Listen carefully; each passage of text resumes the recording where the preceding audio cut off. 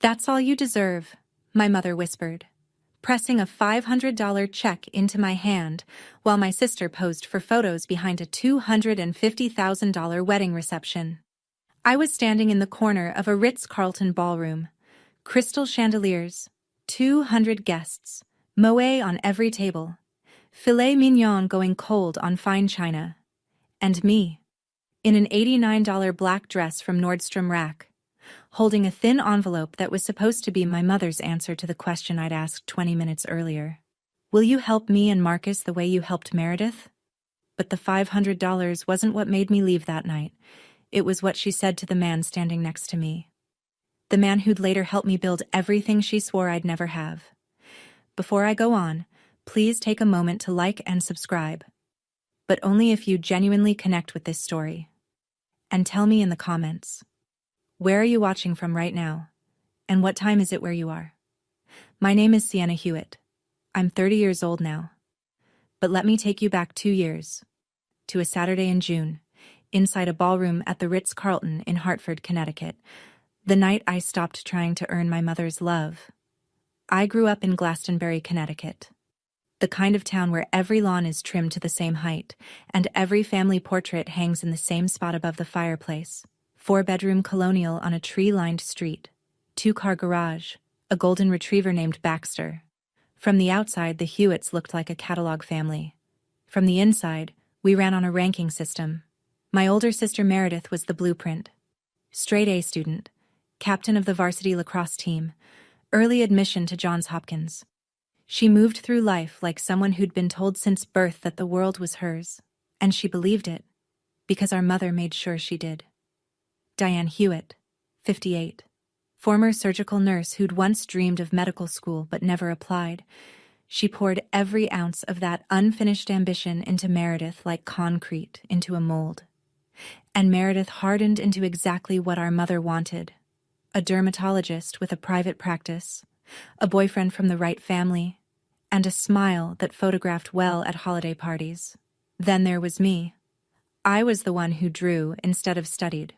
The one who won an art contest sophomore year and brought the ribbon home to a silent dinner table.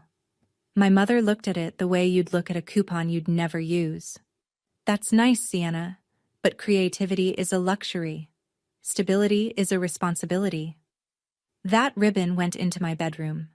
Meredith's lacrosse trophies, her honor roll certificates, her Johns Hopkins acceptance letter, those lived in the glass display cabinet in the living room. You could see it from the front door. Guests always noticed. That was the point. One daughter who would save lives. One daughter who drew pictures. Guess which one got mentioned at Thanksgiving? I graduated from UConn with a degree in communications and a GPA that nobody in my family ever asked about. Landed a job as a junior marketing coordinator at a small agency in Hartford. Bridwell and Partners. 11 employees. An office above a sandwich shop on Asylum Street. Salary, $38,000 a year before taxes. It wasn't glamorous, but it was mine. The problem was the car. Hartford's public transit doesn't reach the suburbs where I needed to meet clients. I needed a vehicle, but my credit history was thin. A student card with a $2,000 limit and 6 months of on-time rent. Not enough for an auto loan on my own. So my parents co-signed. $18,000 for a 2019 Honda Civic with 62,000 miles. Monthly payment, $312. On paper, it was a generous thing to do. In practice, it was a leash. My mother kept the co-sign agreement in her bedside drawer the way some people keep a loaded weapon. Every Thanksgiving, every phone call where I mentioned wanting something different, every time I pushed back on anything, the leash tightened. You still owe us for that car, Sienna. Don't bite the hand that co-signed your loan. My father, Gerald, 60, retired sales manager, the kind of man who reads the newspaper to avoid conversations, would sit across the table and say nothing. He'd look at his plate. He'd chew slowly. And when my mother was finished, he'd say, "Your mother has a point," without ever specifying which one. The Honda Civic sat in our parents' driveway every holiday, right next to the BMW X5 they'd bought Meredith as a medical school graduation gift. 2 cars, side by side, one earned, one bestowed. both telling the truth about where we stood. I met Marcus Calloway at a coffee shop on Pratt Street, the kind of place with mismatched mugs and a chalkboard menu that changes daily. He was sitting by the window with a laptop open to Figma, a half-finished cold brew sweating beside his elbow, and a calm about him that I mistook for indifference until he looked up and smiled. Marcus was 29, UX designer, freelance. He'd been on his own since 18. Parents divorced when he was 14, Mom moved to Florida, Dad drifted into a bottle. He put himself through community college, taught himself design, and built a client list one cold email at a time. His emergency fund was small, but it existed, which is more than most people I knew could say. What I loved about Marcus wasn't that he was ambitious in the way my mother understood ambition, corner offices and titles. He was ambitious in the way that mattered. He showed up, every single day, for his work, for me, for the life we were quietly building in a one-bedroom apartment with secondhand furniture and a budget spreadsheet taped to the refrigerator. My mother found out about Marcus 3 months in. Her response arrived over Sunday pot roast. A freelancer? She set her fork down like she was placing evidence on a table. So neither of you has a real job. That same month, Meredith got engaged to Dr. Trent Cole, orthopedic surgeon, old money family from Darien, Ferragamo loafers, the kind of jaw that belongs on a campaign poster. My mother hosted the engagement dinner herself. Champagne, catered, 40 guests in the backyard. Meredith found a partner who matches her ambition, my mother told me at that dinner, glancing at Marcus across the yard. You found a partner who matches your situation. Marcus heard it. He didn't flinch, but I saw his jaw tighten the way it does when he's swallowing something he'll never forget. 5 weeks before Meredith's wedding, Marcus proposed. It wasn't a rooftop. It wasn't a ring in a champagne glass. It was a Tuesday night in our apartment. Pasta on the stove, rain against the window. And he said, I don't have a speech. I just know I want this to be my life. You. This. Us. The ring was a simple solitaire he'd saved for over 4 months. I said yes before he finished the sentence. We told my family the following Sunday. Meredith smiled in a way that didn't reach her eyes. My father said, That's wonderful, sweetheart, and went back to his newspaper. My mother looked at the ring for exactly 1 second, then turned to Meredith. Have you confirmed the florist for the orchids? The wedding planning was already a freight train, the Ritz-Carlton Hartford. A planner flown in from New York. Flowers imported from Ecuador. Not roses, orchids, because Meredith said roses were predictable. The budget had crossed $250,000, and my mother spoke about it the way people talk about renovations. Necessary, overdue, an investment in the right things. My role in the wedding was assigned, not discussed. I would manage the guest book table. The guest book table, a small podium by the entrance, away from the ceremony, away from the reception, away from every photograph. I'd greet guests, hand them a pen, and smile. Meredith texted me the week before. You can bring Marcus. Just don't let him talk to Trent's colleagues about freelancing. It's not the same world. I stared at that text for a long time. I should have said something. I didn't. The wedding was in 5 weeks. I didn't know yet that it would be the last time I'd sit at my family's table. The Ritz ballroom looked like it had been designed to remind everyone in the room exactly how much money was being spent. Crystal chandeliers hung low over tables dressed in white linen. Each centerpiece was a sculpted tower of white peonies and trailing jasmine, flanked by diptyque candles that filled the air with tuberose and warm cedar. A string quartet played Pachelbel in the corner. 200 guests in cocktail attire, place settings with gold-rimmed chargers, 3 forks per person. I arrived early, as instructed. My dress was black, simple, cap-sleeved, purchased online from Nordstrom Rack during a 70% off clearance event. $89. I'd tried it on 3 times in our bathroom mirror before deciding it was fine. It was always going to be fine. Nobody was looking at me. Meredith floated through the ceremony in custom Vera Wang, a cathedral-length veil trailing behind her like a promise the world had already agreed to keep. She looked beautiful. She always did. My mother stood in the front row in champagne silk, dabbing her eyes with a monogrammed handkerchief, and I thought, she's never looked at me the way she's looking at Meredith right now.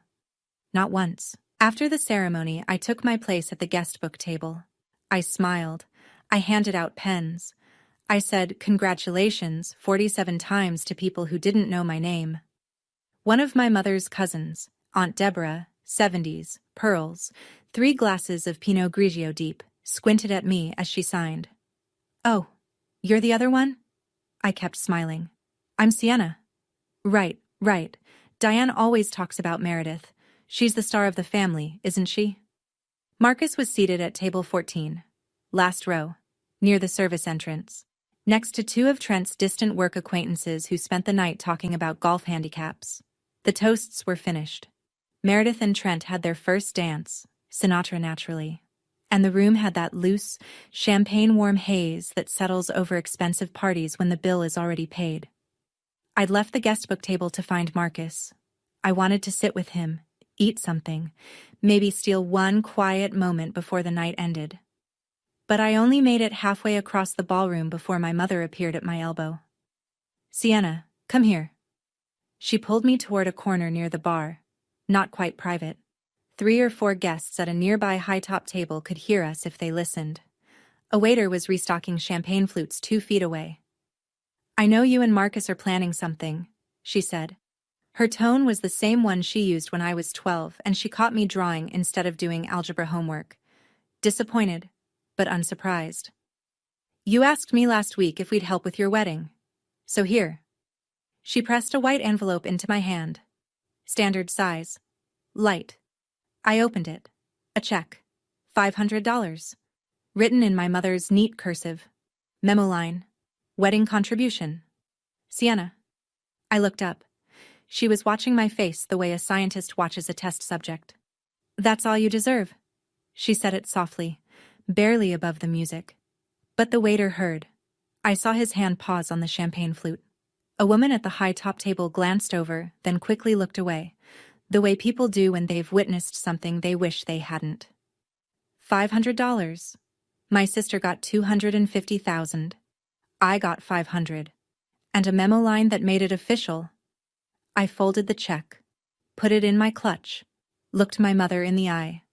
I didn't say a word. And I think that scared her more than anything I could have said. I walked back to table 14. Marcus saw my face before I sat down. He reached for my hand under the table. "What happened?" "Later," I said. "Not here." But here found us anyway. My mother appeared at our table 10 minutes later. She'd had another glass of champagne, not enough to slur, but enough to remove whatever thin membrane of restraint had kept her cruelty semi-private until now. She stood at the head of the table and 6 people I'd never met looked up at her. She looked at Marcus. Not at me, at him. "I hope you're not expecting us to fund your wedding too." She smiled, the kind of smile that's really a blade. "We don't invest in dead ends." The table went silent. A man in a Brooks Brothers blazer stared at his water glass. A woman beside him suddenly found her napkin fascinating. Trent's college roommate, seated 2 chairs down, opened his mouth, then closed it. Marcus didn't move. He didn't raise his voice. But I watched the tendon in his neck pull tight, the way a guitar string does right before it snaps, and something in me cracked open. Not broke, cracked open. The difference matters. I could take it when she ranked me. I could take the glass cabinet, the guest book table, the $89 dress, the $500 check. But this man who built his life from nothing, who never asked my family for a single thing, did not deserve to be gutted in public by a woman who didn't know his name until 3 months ago. I stood up, leaned close to Marcus. "We're leaving." He nodded. No hesitation. As we crossed the parking lot, gravel crunching under our shoes, I said the first clear thing I'd said all night. "I need to refinance that car loan. Tomorrow." Marcus opened the passenger door of the Honda Civic for me. "I already have the paperwork pulled up on my laptop." By 7 the next morning, my phone had 12 missed calls from my father, 3 text messages from Meredith, and a silence from my mother that was louder than all of them combined. Gerald, please call us. Your mother is upset. Meredith, you left early and everyone noticed. People were asking where you went. You ruined my reception, Sienna. I hope you're happy. Meredith again? This was supposed to be my day. And my mother? Nothing. Not a word. Because Diane Hewitt didn't chase. She waited for you to come back apologizing. I didn't reply to any of them. Marcus and I sat at our kitchen table, the small one from Target that wobbled on the left side, with his laptop between us and 2 cups of coffee going cold. On the screen, refinancing options for the auto loan.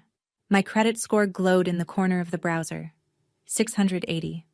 Borderline. Enough to qualify at a higher interest rate, but enough. If we go through a credit union, we can get 7.2%, Marcus said, scrolling. It's higher than what your parents got, but the loan transfers entirely to your name. They come off the title. Clean break. A clean break. The words sat in the air like something holy. I looked at the number. $18,000, give or take. And for the first time, I saw it clearly. Not as debt. As a chain. A chain my mother rattled every time I stepped out of line. And here was Marcus, at 7 in the morning, with paperwork already pulled up, showing me exactly how to cut it. I stared at the 680 on the screen and thought, why did I let an $18,000 loan keep me in a family that priced me at $500? Have you ever realized that the thing trapping you was smaller than you thought? That the lock was cheaper than the cage? Tell me in the comments. I want to know. Within 72 hours, I'd have a plan. Within 30 days, I'd have a new city. 2 weeks after the wedding, the story had already been written, just not by me. My Aunt Patricia, my father's sister, the quiet one who sends birthday cards with $10 bills inside and never takes sides, called me on a Wednesday afternoon. She didn't say hello first. She said, I thought you should know what your mother's telling people. The narrative, as Diane had constructed it, was clean and efficient.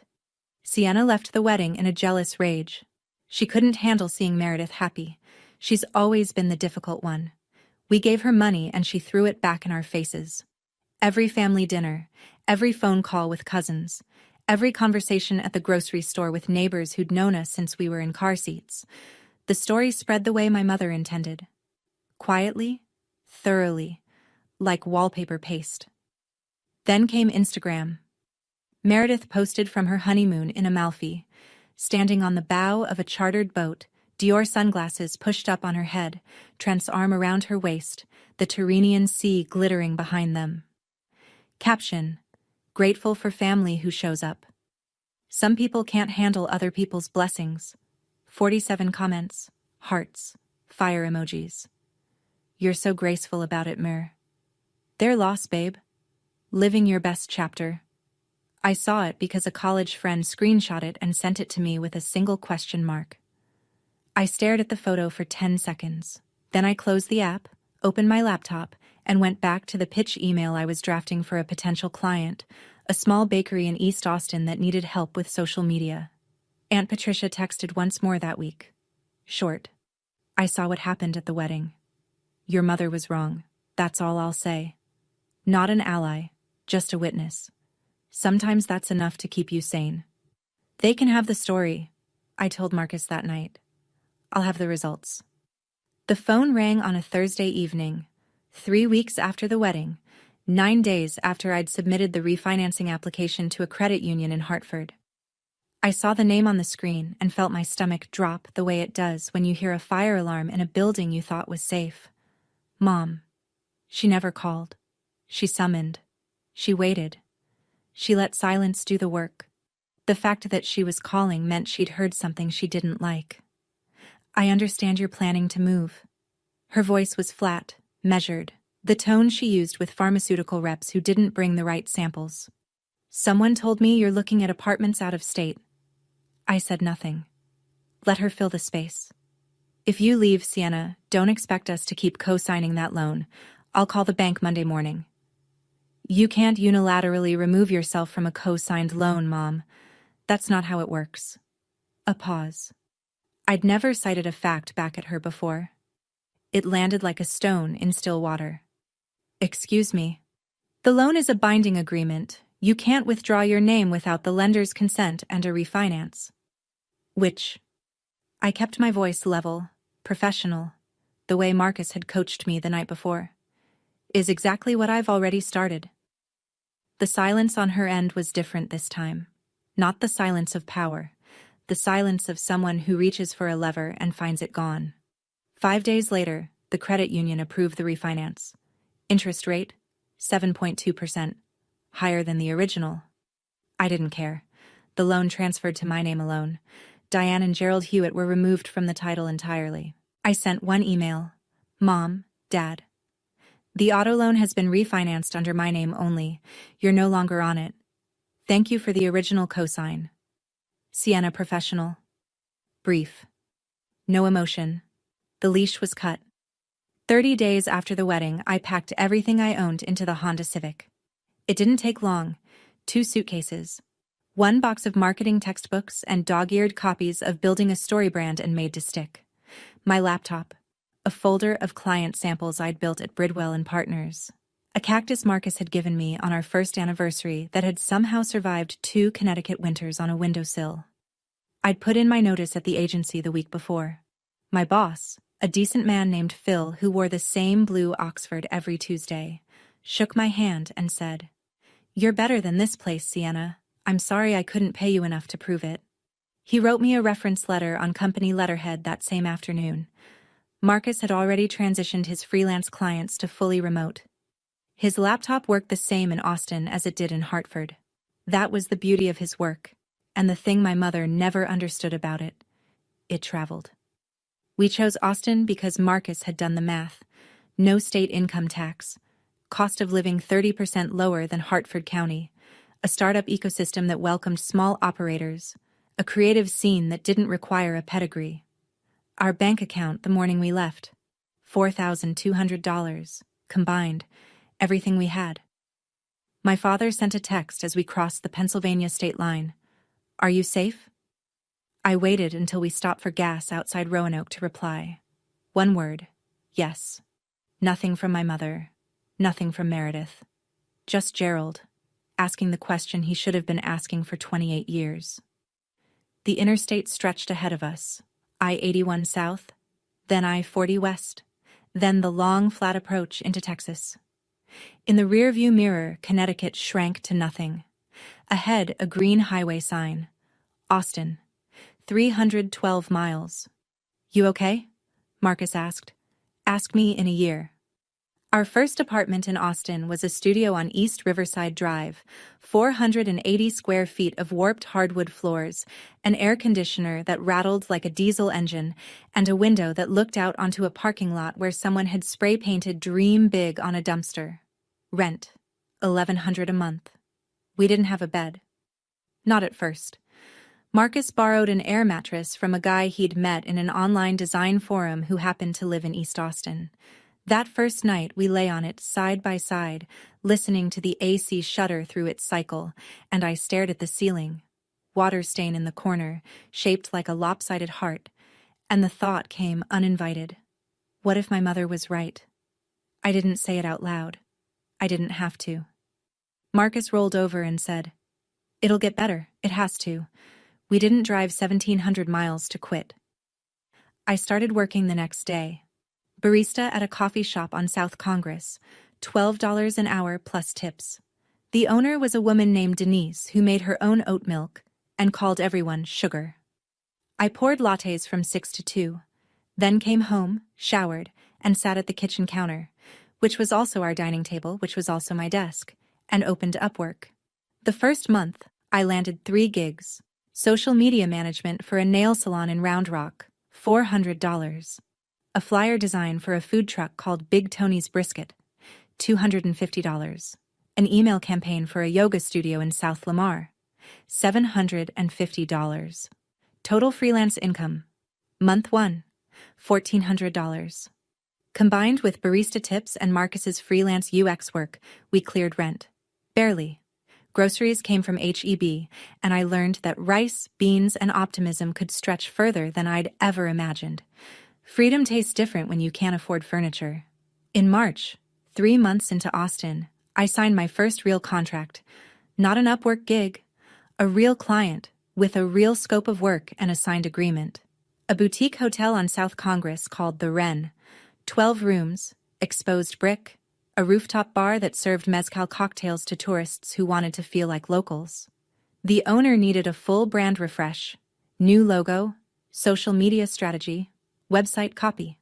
Fee, $3,500.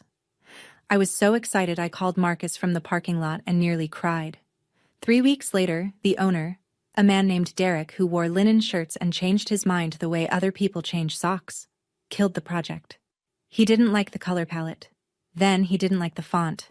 Then he didn't like the vibe.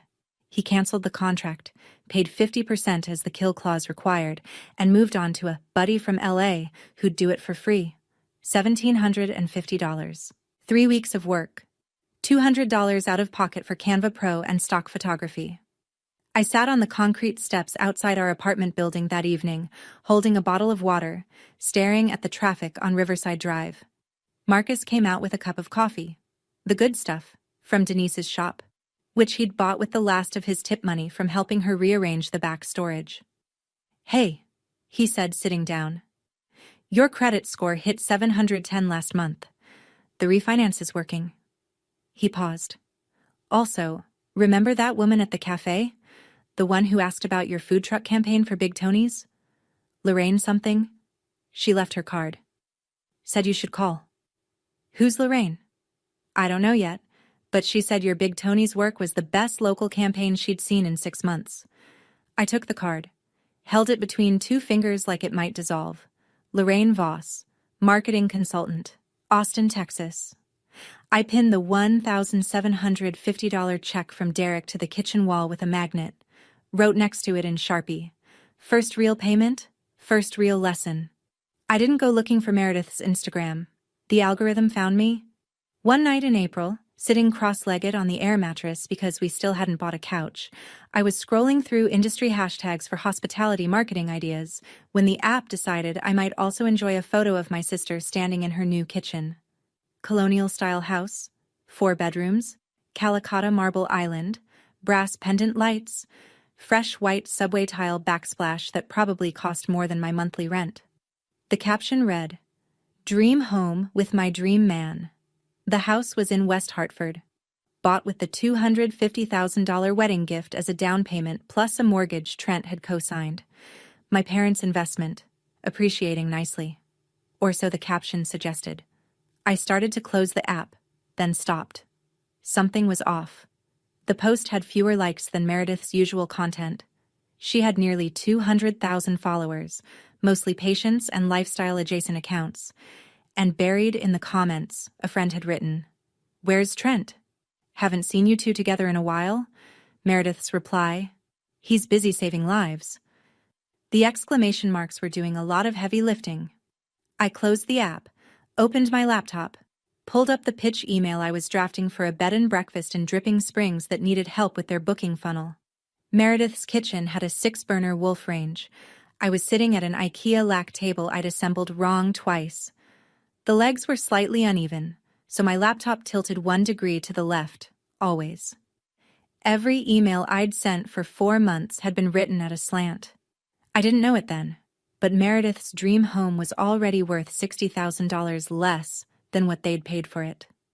The Connecticut housing market had softened, and Trent wasn't busy saving lives.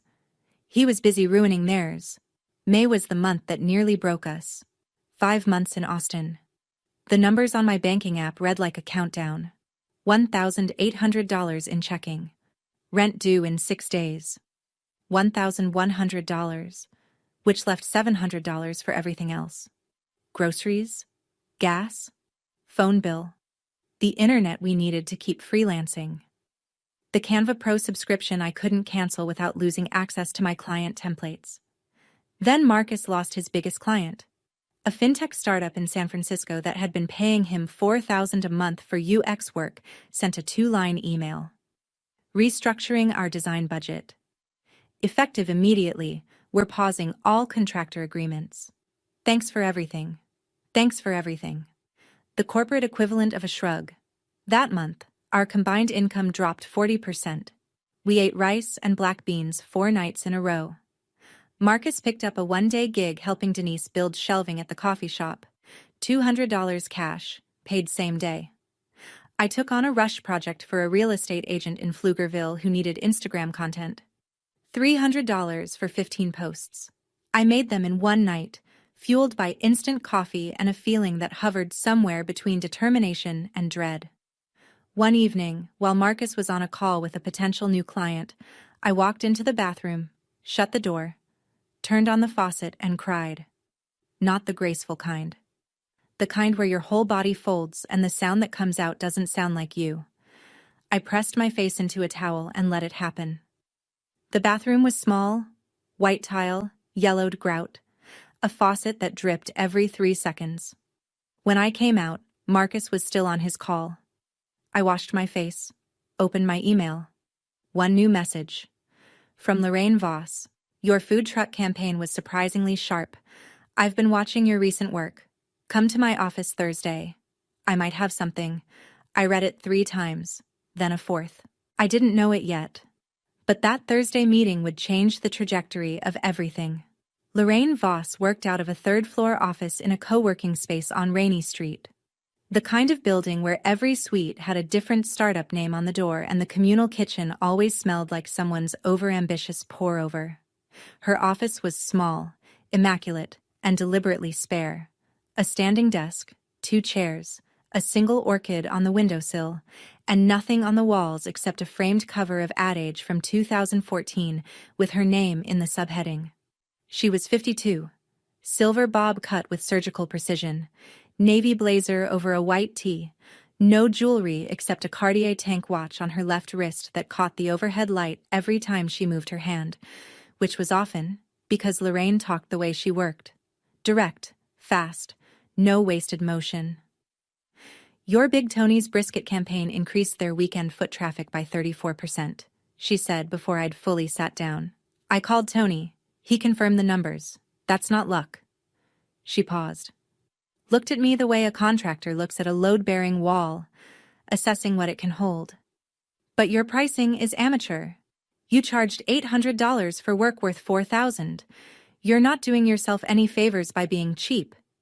You're telling clients you don't believe in your own value. The words hit closer to home than she knew. Here's what I'm offering. I have 2 hospitality clients. A boutique hotel in the Domain and a bed and breakfast out in Hill Country. Both need social media strategy and brand refreshes. I'll refer you if, and only if, you come back to me with a proper proposal, proper pricing, and a registered LLC. Not a freelancer with an Upwork profile. A business. She checked her watch. You have 48 hours. I stood. My hands were shaking. Thank you, Lorraine. Don't thank me, earn it. I don't refer sloppy work. I walked to my car, sat behind the wheel, and called Marcus. I need you to help me register an LLC tonight. That night, Marcus and I sat at the wobbly IKEA table with his laptop open to the Texas Secretary of State website. The filing form for a limited liability company was surprisingly simple. Name, registered agent, address, purpose. The fee was $300. We had $700 in the account after rent. That's almost half of what we have left, I said. It's an investment, Marcus said, not an expense. I typed the name into the field, Hewitt Creative LLC. Marcus looked at me. You're using your family name? It's my name too, and I'm going to make it mean something different. He didn't argue. He clicked submit. $300 to file. More than half of what my mother thought I was worth at Meredith's wedding. Over the next 48 hours, I built 2 proposals on Google Docs. One for the Domain Hotel, one for the Hill Country Bed and Breakfast. I priced each project at $4,500. My fingers hesitated over the numbers. Lorraine's voice echoed. You're telling clients you don't believe in your own value. I kept the price. I emailed both proposals to Lorraine at 11:47 p.m. on Saturday, 13 minutes before her deadline. Monday morning, Client 1. The Finch Hotel in the Domain? Replied. Let's do it. Tuesday afternoon. Client 2. Bluebell B&B in Wimberley. Replied. Can we start next week? $9,000 in the pipeline. More than I'd earned in any single month of my life. I quit the barista job that Friday. Denise hugged me over the espresso machine and said, "Go be somebody, sugar. And send me a client if you can." I printed the LLC certificate at an Office Depot on Lamar Boulevard and pinned it to the kitchen wall, right next to the $1,750 check from the canceled hotel project. My wall of evidence, not of failure, of becoming. Things didn't get easy after that. They got fast. By August, 3 months after filing the LLC, Hewitt Creative had 4 clients. Monthly revenue, $22,000. I hired my first contractor, a copywriter named Becca who'd just moved to Austin from Nashville and wrote headlines the way some people write poetry. Clean, sharp, inevitable. I paid her fairly because I remembered what it felt like when someone didn't. October. 7 clients. Lorraine introduced me to the Austin Hospitality Alliance, a network of hotel owners, restaurant groups, and tourism boards who met quarterly over overpriced salads at a place on West 6th. She told me to prepare a 5-minute presentation on social media ROI for boutique properties. Don't charm them, she said. Show them numbers. I stood in front of 40 people in a borrowed blazer and showed them numbers. My hands shook for the first 90 seconds. Then, the data took over. Big Tony's foot traffic increase. The Finch Hotel's 200% rise in Instagram engagement. Bluebell B&B's direct booking revenue up 41% in 2 months. By the time I finished, 3 people had left their business cards on my chair. December. Revenue for the month, $38,000. I hired a second contractor, a graphic designer named Will. We moved out of the studio on East Riverside into a 2-bedroom apartment on South Lamar. It had a separate room I could use as an office, a real desk, a real chair, and a bed, queen size, solid oak frame from Article, that we assembled together on a Sunday afternoon while Marcus played Coltrane on a Bluetooth speaker. Gerald sent an email. "Merry Christmas, Sienna. I hope Austin is treating you well." I replied, "The first time in 6 months." "It is." "Merry Christmas, Dad." Short, but not closed. Not anymore. Every invoice I sent felt like a sentence in a letter I was writing to my future self. 1 year in Austin. Hewitt Creative. 12 retainer clients. 2 full-time employees besides myself, and a revenue number I had to read 3 times on the spreadsheet before I believed it. $480,000. Gross. Not profit. I want to be honest about that. After salaries, software, contractor fees, and taxes, the take-home was a fraction. But the trajectory was real, and for the first time in my life, the graph was pointing up because of something I'd built with my own hands. We leased a small office, 800 square feet on East 6th Street, a converted storefront with exposed ductwork, polished concrete floors, and a glass front door. Marcus designed the logo himself. Hewitt Creative in clean sans serif. Slate gray on white. We had it printed on the glass. The first morning, I stood on the sidewalk and watched the Austin sun hit those letters, and the light cast the name across the floor inside like a shadow in reverse. That was the month Marcus proposed properly. We'd been engaged since before the wedding. That quiet Tuesday night proposal in Hartford felt like another lifetime. But we'd never had a ceremony. He took me to a rooftop bar on Congress Bridge at dusk, right when the bats begin their nightly migration. 1 million of them spiraling into the pink sky. And he said, "We should make this official, not for anyone else. For us." We got married at the Travis County Courthouse on a Wednesday. 15 guests. Lorraine was there, in her navy blazer. Denise brought a cake she'd baked at the coffee shop. No Vera Wang, no imported orchids, no $250,000 budget, a $90 filing fee, and a promise. 2 weeks later, an email from the Austin Business Journal. "Ms. Hewitt, you've been nominated for our annual 40 Under 40 list. Would you be available for an interview?" I said yes, I had no idea who else would be in Austin by the time they held the ceremony. Meredith moved to Austin in October. Not by choice. Trent had been offered a position at a hospital system affiliated with UT Southwestern. Offered was the word Meredith used. I later learned the truth was less flattering. His department in Hartford had encouraged a transition after an HR complaint from a colleague. The details didn't reach me then. They didn't need to. The result was the same.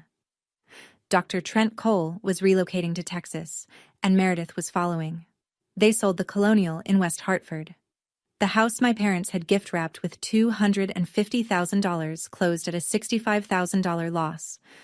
The Connecticut market had softened steadily since they'd bought, and they'd financed the rest at a rate that aged poorly. By the time the closing check cleared and the realtor took her cut, Meredith and Trent walked away with almost nothing, $250,000. Gone. Not stolen, not gambled, just slowly, quietly dissolved by a market that didn't care about wedding gifts or parental promises. Meredith didn't know I was in Austin. I had no public social media under my personal name. Hewitt Creative had a website and a business Instagram, but Meredith wouldn't have been looking for a marketing agency. Our worlds didn't overlap. Or so I thought. The overlap happened on a Tuesday afternoon. Diane had flown in from Connecticut to help Meredith settle into their new rental. The three of them, Diane, Meredith, Trent, were driving south on Congress Avenue when Meredith pointed out the window. "That's a cute office space." Diane looked up, saw the glass door, saw the name, Hewitt Creative. She didn't speak. She picked up her phone, Googled, found the website, saw my photo on the About page. Sienna Hewitt, founder and CEO. She set the phone in her lap, said nothing. My mother saw my name on that glass door, and for the first time in her life, she had nothing to say. The Austin Business Journal 40 Under 40 Gala was held on a Thursday evening in November at the JW Marriott downtown. The rooftop terrace, 34 floors up, the skyline of Austin glowing below like a circuit board. 400 guests. Founders, investors, tech executives, hospital administrators, city council members. Open bar. A jazz trio. Name tags printed on heavy cardstock that felt like an invitation just to hold. I wore red. Not bright red. Deep, arterial red. A tailored blazer I'd had made by a seamstress on South First Street, the first piece of clothing I'd ever had custom fitted. Underneath, a simple black silk blouse. My hair pulled back in a clean, low bun, red lipstick to match the blazer. Marcus was beside me in a navy suit, the first one he'd ever owned that wasn't rented. Lorraine had picked the tie. Charcoal, slim, no pattern. "You want them to remember your face?" she'd told him. "Not your tie." We arrived at 7, checked in, found our table. Number 3, front section. A year ago, I'd been at table 14 by the service door. The math of that wasn't lost on me. Lorraine was already seated at the VIP table, speaking to the editor-in-chief of the Austin Business Journal the way she spoke to everyone. Like she was running a board meeting no one had called. What I didn't know, as I adjusted my blazer and scanned the room, was that 6 tables behind me, back section near the bar, Trent Cole was settling into a chair. The hospital system that had recruited him was a platinum sponsor of the event. He'd received an invitation through the medical staff liaison. Meredith was in the chair beside him, and Diane, who'd extended her trip to help Meredith unpack boxes, sat between them, her champagne-colored blouse the same shade she'd worn to Meredith's wedding. The MC stepped up to the podium. The room quieted, and the names began. They called the names alphabetically by last name.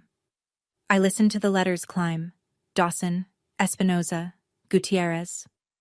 Each honoree walked to the stage, shook the MC's hand, received a Crystal Award, said a few words. The audience clapped politely. Cameras flashed. Then the MC leaned into the microphone. Next, founder and CEO of Hewitt Creative, one of Austin's fastest-growing hospitality marketing firms, with revenue exceeding $2.1 million in year 2, Sienna Hewitt. 400 people applauded. I stood. My legs were steady. My hands were steady. 2 years ago, those hands had been gripping a $500 check in a Ritz-Carlton ballroom. Tonight they were smoothing the front of a red blazer that fit like it had been waiting for me. I walked to the stage. The spotlight was warm. The Crystal Award was heavier than it looked. 6 tables back, near the bar, my mother's champagne flute stopped halfway to her lips. Meredith turned to Diane. "Wait. Hewitt Creative? Is that—" Diane didn't answer. I stood at the microphone. I didn't look for them. I didn't need to. 2 years ago, I drove to Austin with $4,200 and a Honda Civic. My voice was clear. 400 faces looked up. I didn't have a backup plan. I had a partner who believed in me, a mentor who challenged me, and a decision to stop waiting for permission to build my own life. I paused. Let the room hold it. Legacy isn't what you inherit. It's what you build. The applause was louder this time. Marcus was on his feet. Lorraine was nodding from the VIP table with the smallest smile, the kind she reserved for things that met her standard. I walked back to table 3, and as I sat, my eyes drifted across the room, across the 400 faces and the candlelight and the skyline, and landed, for 1 second, on my mother. She was looking at me. I held her gaze. I nodded. Once, small, the way you acknowledge someone you recognize but haven't spoken to in a long time. Then I turned back to Marcus, and I let the evening continue without her. I heard what happened next from Aunt Patricia, who heard it from Gerald, who was home in Connecticut but received a phone call from Diane at 10:47 that night. The story traveled the way all Hewitt stories travel. Through the family telephone line, quietly, with just enough detail to wound. The gala ended at 10. Meredith and Diane walked to the parking garage in silence while Trent stayed behind to network. Or whatever Trent called what he did when his wife wasn't watching. The parking garage was underground. Concrete walls. Fluorescent lights humming. No chandeliers. No string quartets. No Instagram filter that could soften what was about to happen. Meredith sat in the driver's seat of her BMW. The X5 that was now 5 years old, a scratch along the rear quarter panel she hadn't bothered to fix. And she didn't start the engine. She stared at the steering wheel. She built a company, Mom. Her voice cracked on the word company. A real company. People stood up for her. 400 people clapped. She got lucky, Diane said. Automatic, reflexive. The same script she'd been running for 30 years. Lucky? Meredith's head snapped toward her mother. We got $250,000 and I can't sell a house without losing money. Trent won't answer my calls after 9 p.m. I moved to a city where I don't know anyone. And she stood on that stage and she had everything. Her voice broke open. Mom, why don't I have that? The fluorescent light buzzed. Diane looked at her hands. Her nails were perfect. They were always perfect. But her hands were still. I did what I thought was best, she said. For who? Meredith whispered. The engine didn't start for a long time. 3 days after the gala, an email arrived. Not a text. Not a voicemail. An email. Because Gerald Hewitt was the kind of man who needed the structure of paragraphs to say what he couldn't manage out loud. Sienna, someone posted a clip of your speech online. I've watched it 11 times. I counted because your mother would say I'm exaggerating and I want to be precise for once. I should have stood up for you at the wedding. I should have said something when your mother handed you that envelope. I should have stood up for you your whole life. Every Thanksgiving. Every phone call. Every time she compared you to Meredith and I sat there eating my dinner like a coward. That's what I was. I want to name it, because I think you deserve to hear me say it. I won't ask you to forgive me. I'll ask you to let me try to be better. If you ever want to have coffee, I'll fly to Austin. No conditions, no agenda. Just your dad, being late to the only conversation that matters. I love you. I always did. I was just too quiet about it. Dad, I read it at my desk in the East 6th Street office, morning light coming through the glass door.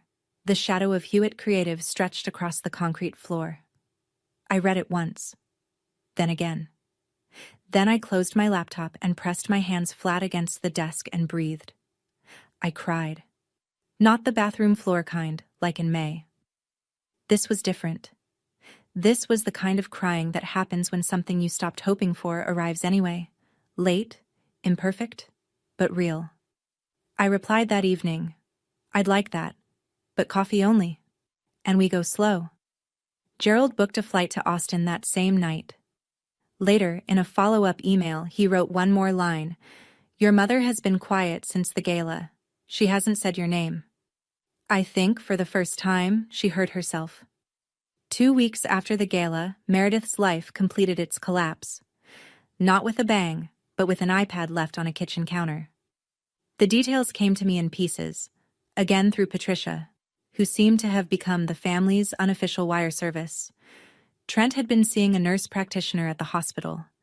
Not a rumor, not a suspicion, but a chain of iMessages that synced to the iPad he'd left charging next to the coffee maker. Meredith opened it looking for a recipe app.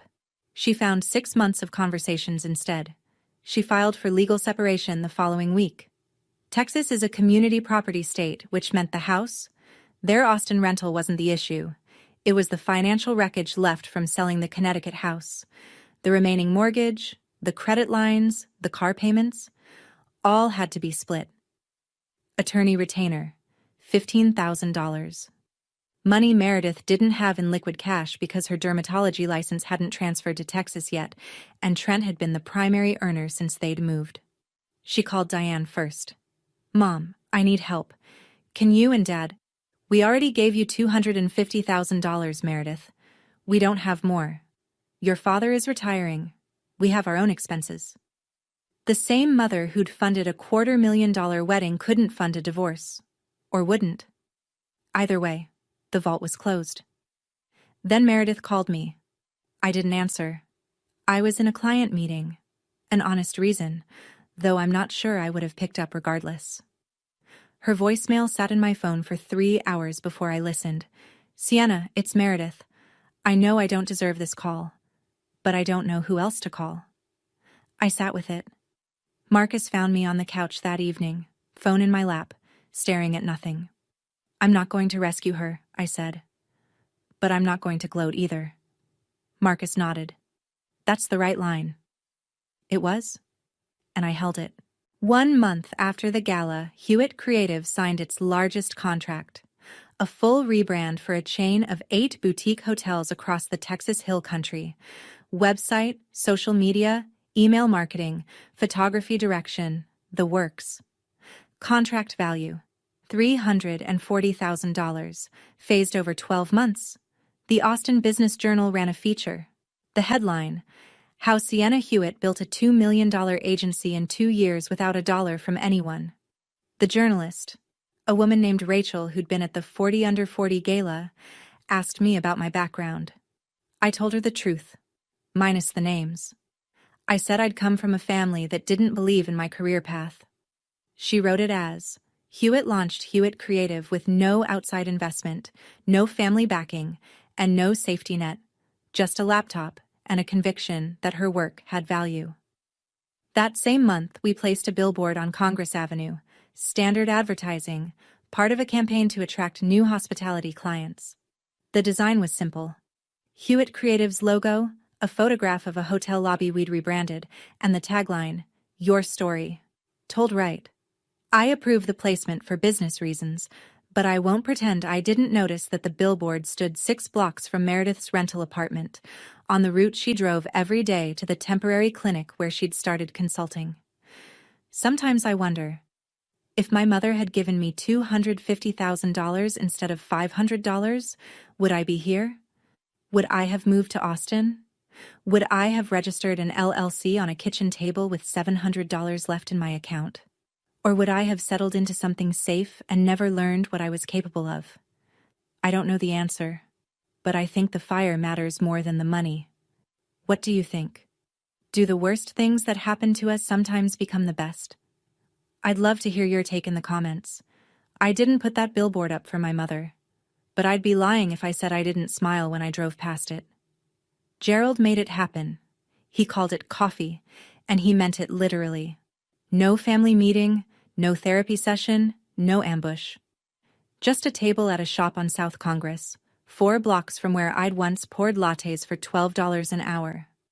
I arrived first, ordered a black coffee, sat in the chair facing the door because I'd learned in 2 years to see what was coming. Diane walked in at exactly 10 o'clock. Her hair was grayer than I remembered, the ash blonde now silver at the temples. She wore a Burberry trench coat over a white blouse, but her handbag was old. The same Coach bag she'd been carrying for 5 years. Something about the combination told me everything.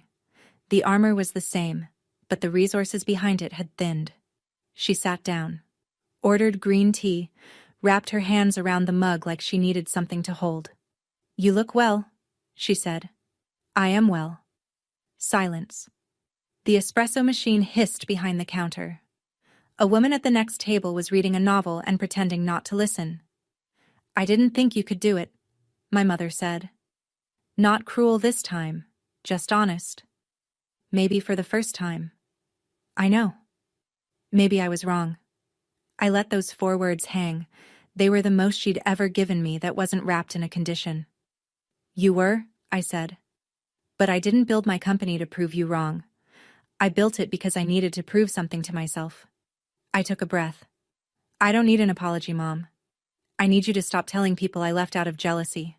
That's the minimum." She nodded. Her eyes reddened. Not tears, not quite, but the closest I'd ever seen Diane Hewitt come to the border. "If you want to know me, the real me, you can start by having coffee with me once a month. But you don't get to rank your daughters anymore. That system is over." 2 cups on a wooden table. Same size, same saucer. No one's bigger. 6 months after that coffee shop, the scoreboard looked like this. Diane and I had met 4 times. Always coffee. Always the same shop on South Congress. The conversations were short. 30 minutes, sometimes 40. She asked about the business.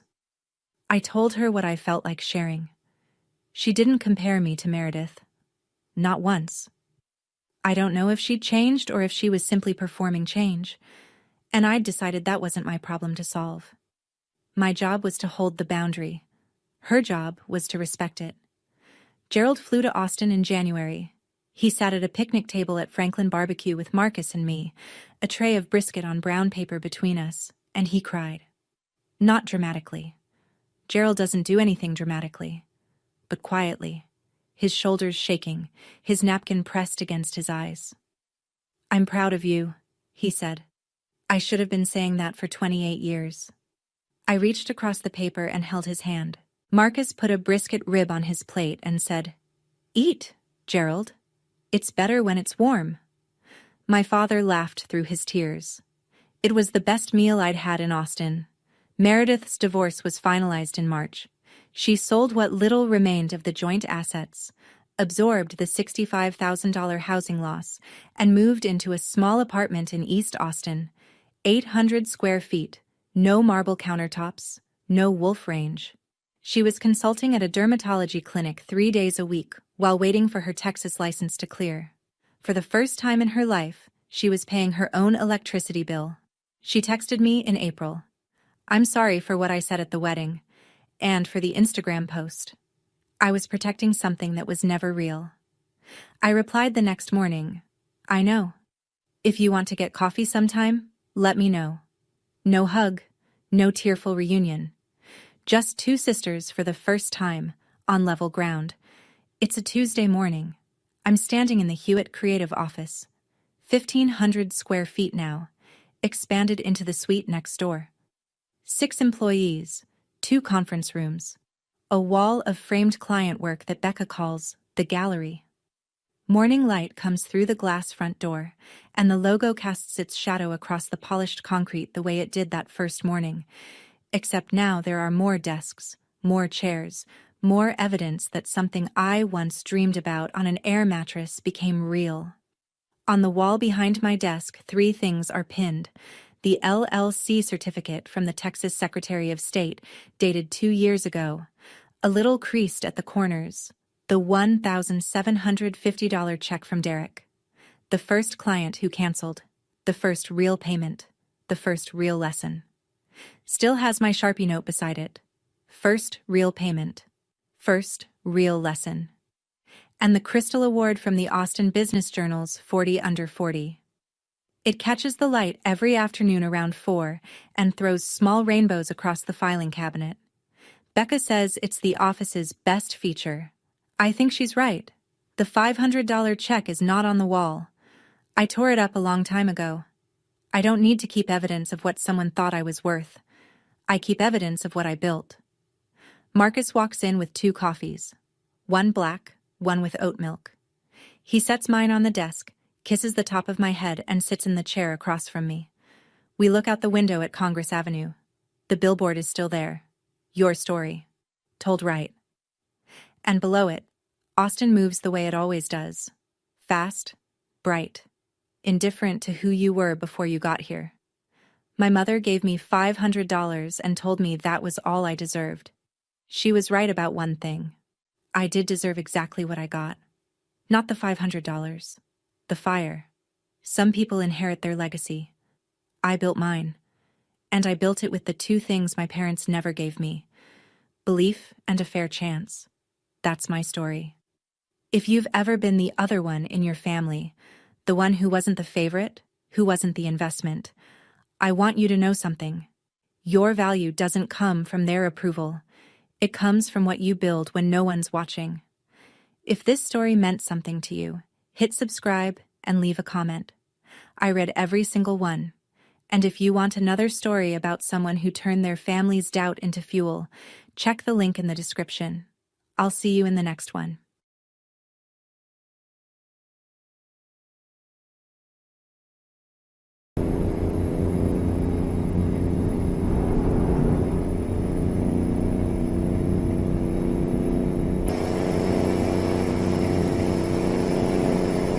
I don't know why I don't play this game more often, eh?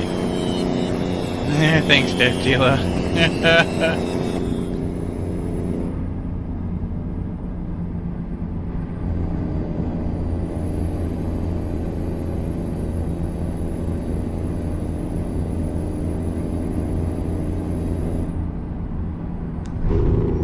Actually, I'm not going to use the cruise control yet.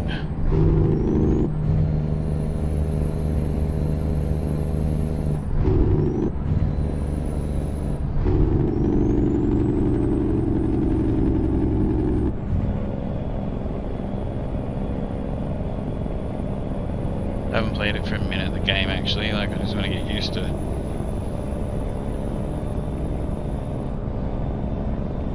You know what I really need to do? I need to basically... I was talking about this a couple of times, but I haven't done it. I've got to get it so that basically when you type, it actually tells me what your messages are. But I don't want it set up so that basically it just says all of your messages, you know? But I'd like to be able to hear them so I don't have to read what you guys are writing. Give me a sec, Predator. I can't read that message because I got a bit of a... It's a little bit windy there. Yeah, someone calculated that for finishing that you need like 2 years of 8 hours a day or more. Wow. What can I say? I took the challenge? No way. Really? Do people know? Like, do people in the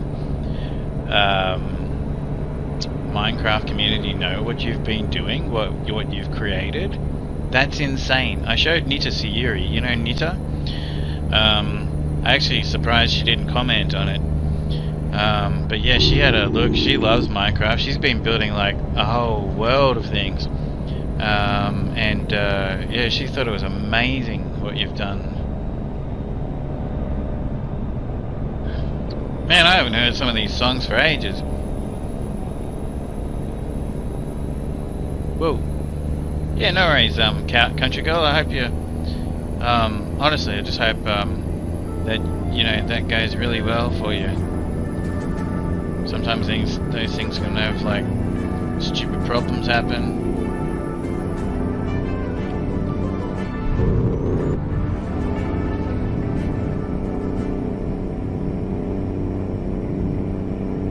Oh no. That Tangier dungeon thing is right over. Everything you see on your screen's on my screen, and that is Keep left. over my mirror. There's an official Discord. There's only a handful of people who reach the end. You're a noob compared to them? No way! Wow. That's insane.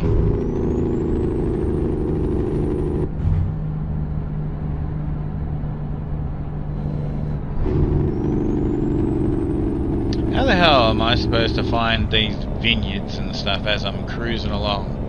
I'm gonna have to map this out. I should have titled the stream something else. How am I gonna do this? I know certain things I've got to look out for, certain types of cargo. I guess I'll just start with that. I'll have to have a look at that.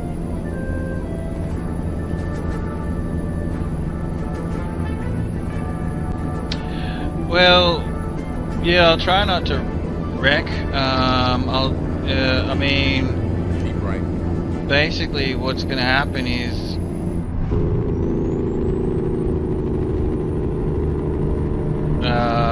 I'm going to run over some cars when I'm trying to merge into the right lane.